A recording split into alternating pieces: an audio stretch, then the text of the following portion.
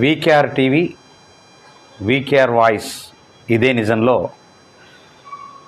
నేనొక్కడి చెప్పదలుచుకున్నా.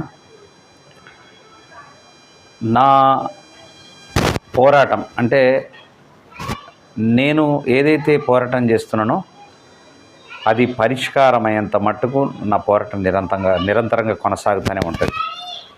అదేంటంటే నిజంగా సర్పంచులను నేను ఏదో సరదాగా అందరు చేస్తారు వేరే లీడర్లను, కానీ సర్పంచ్లు ఎవరు చేయరనే సరదాగా పోతే అది పెద్ద తీవ్ర స్థాయిలో